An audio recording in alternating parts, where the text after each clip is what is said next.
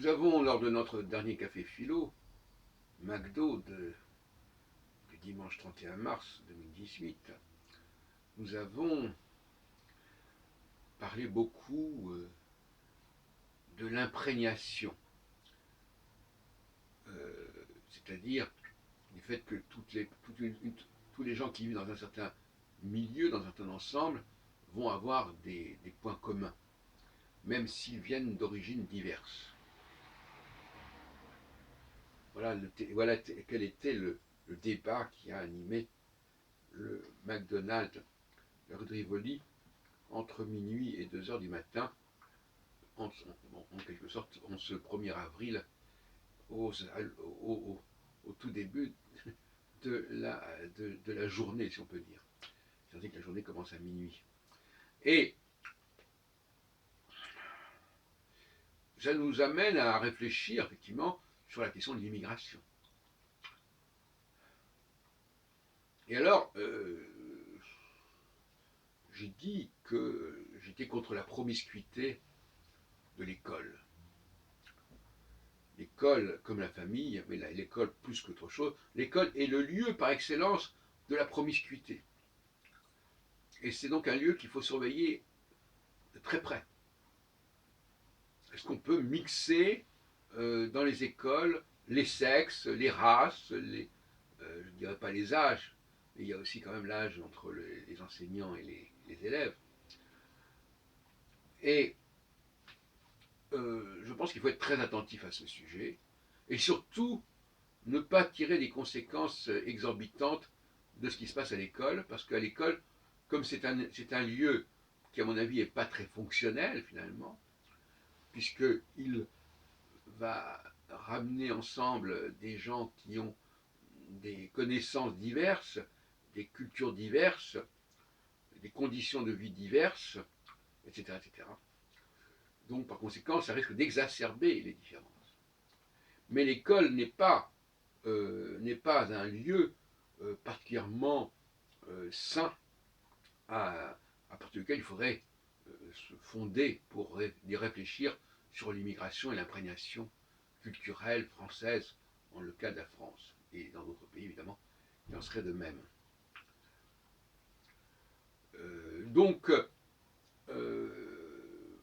la famille, c'est un petit peu la même chose, mais là, c'est plutôt la promiscuité entre le masculin et le féminin, entre le masculin et le féminin, aussi bien au niveau des adultes que des enfants d'ailleurs, ou des grands-parents, enfin peu importe. Et puis aussi parce que la femme peut venir d'un milieu culturel très différent de l'homme, etc. Alors, cette promiscuité, il faut la gérer, il faut l'organiser, et il faut surtout l'éviter. Ou plus exactement, cette promiscuité, elle est là sur le papier, mais elle peut être neutralisée en acceptant que les gens se retrouvent entre eux, entre des gens qui se ressemblent. D'où le fameux adage qui se ressemble s'assemble, qui s'assemble se ressemble, qui est de toute façon un retour de refoulé.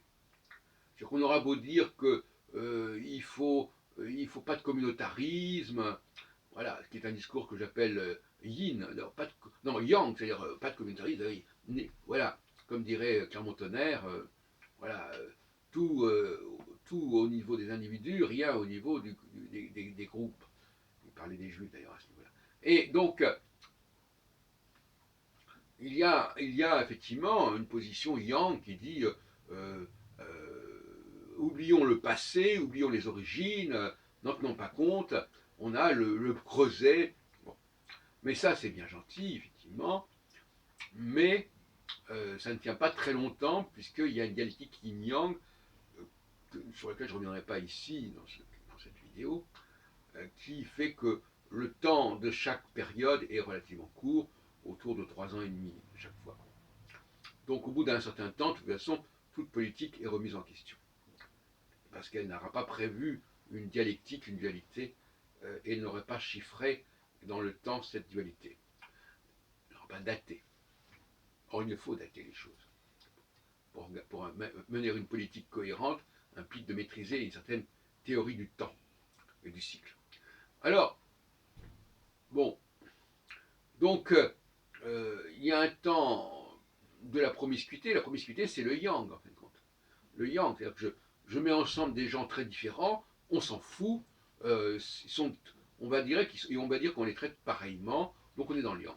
Et puis le yin, c'est au contraire de dire, eh bien non, respectons les différences, respectons les problématiques propres à chaque groupe, et n'essayons pas de les ignorer, de les occulter, acceptons qu'il y ait une forme, certainement, de communautarisme qui existe.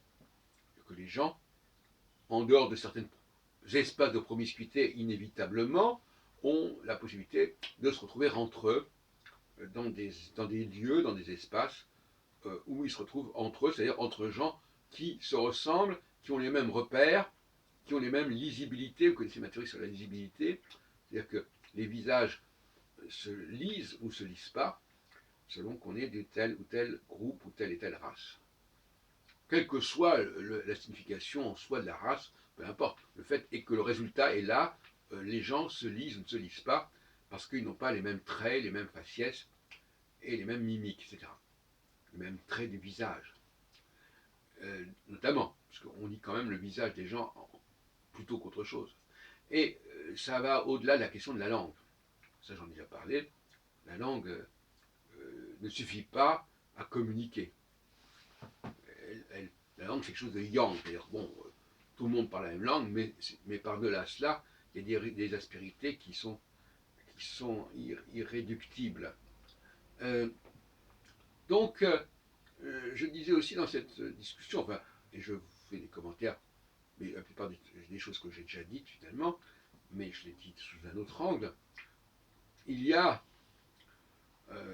quand un groupe de gens d'un certain milieu, d'une certaine origine, arrive dans un pays, ils peuvent s'intégrer, ils peuvent vouloir s'intégrer, ils peuvent faire l'effort de s'intégrer, mais ils vont constituer un terreau pour de nouveaux arrivages où l'intégration ne sera pas une priorité. Quand je dis ça, je pense beaucoup à la société israélienne que j'ai bien connue, que j'ai suivie sur pas mal de décennies, en tout cas sur les années 60-70 et même après. Donc, c'est une société où il y a eu par exemple une immigration vers l'Israël, une alia russophone, donc plusieurs pays russophones, une première immigration dans les années 60, au milieu des années 70, donc avant la chute du mur de Berlin, qui a assez bien fonctionné, où les Russes se sont bien intégrés, c'est-à-dire ont bien intégré la langue hébraïque, et ils se sont conformés à un certain modèle israélien, à une culture israélienne. Parce que c'est ça aussi la question, c'est l'imprégnation d'une certaine culture commune.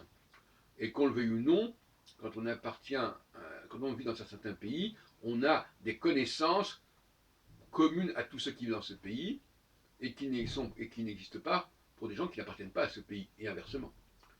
Donc, ce qui s'est passé, c'est que il y a eu, après la chute du mur de Berlin, il y a eu un nouvel arrivage de juifs russes, et ceux-là se sont moins bien intégrés que la première vague qui était venue une quinzaine d'années plus tôt, pour différentes raisons. D'abord parce que la première vague leur a permis de s'intégrer, et donc au lieu de s'intégrer à la société israélienne, ils se sont intégrés à la société des russophones intégrés en Israël. Donc il y a eu une espèce de télescopage à ce niveau-là, et bien plus que ça, puisque les russophones qui s'étaient déjà intégrés se sont désintégrés par l'arrivée de nouveaux russophones, avec lesquels il y a eu des mariages, il y a eu bon, c'est normal. Donc finalement, le phénomène a pu régresser, le phénomène d'intégration des russophones a pu régresser du fait de la deuxième vague. Eh bien, en ce qui concerne l'immigration maghrébine, c'est un peu la même chose qui s'est passée apparemment.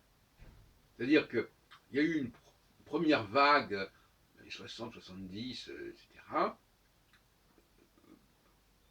où les Maghrébins se sont intégrés, c'était surtout des hommes d'ailleurs, euh, pour des travaux, notamment dans le bâtiment, etc., manuel. Et puis il y a eu une deuxième vague, peut-être même deuxième vague liée au rassemblement familial, sous Giscard, et puis d'autres vagues encore qui ont pu venir et qui ont quand même fait évoluer cette intégration maghrébine sur plusieurs décennies, et ça aboutit au résultat actuel, c'est-à-dire aux résultats qui font que la nouvelle vague trouve, qu'on le veuille ou non, appui dans les vagues précédentes, pour des raisons qui sont d'ailleurs d'une très grande banalité, parce qu'ils se ressemblent. Donc, comment peut-on distinguer un immigré nouveau d'un immigré ancien, d'une même race, d'une même culture, d'une même langue? Bon. Dans bien des cas, des gens qui avaient des musulmans, des arabes qui avaient des maghrébins arabophones, on parlait des russophones, maintenant on parle des arabophones, qui avaient plutôt pris l'habitude de parler le français, sont revenus à parler le kabyle ou l'arabe, puisque les nouveaux arrivants, eux, ils ne connaissaient pas encore tellement bien le français, en tout cas ils étaient très marqués par les autres langues. Donc là aussi on a une régression. Et surtout, effectivement, euh, c'est, il y a ça crée un ensemble dans lequel on n'arrive pas à distinguer les nouveaux, les anciens, ceux qui sont intéressés, ceux qui ne sont pas intéressés. Ils ont le même look, ils ont la même présentation, et par conséquent, il peut y avoir des surprises, et donc par conséquent, comme on appelle aujourd'hui les musulmans radicalisés, peuvent non pas trouver refuge au sens conscient du terme, mais ils peuvent se fondre dans la masse des Maghrébins, et par conséquent,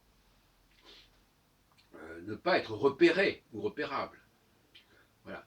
Donc les choses sont comme ça. Donc je trouve, on va peut-être être surpris que je compare la situation en Israël et en France, avec d'un côté les russophones, de l'autre côté les arabophones, mais je trouve qu'il y a des points communs assez saisissants.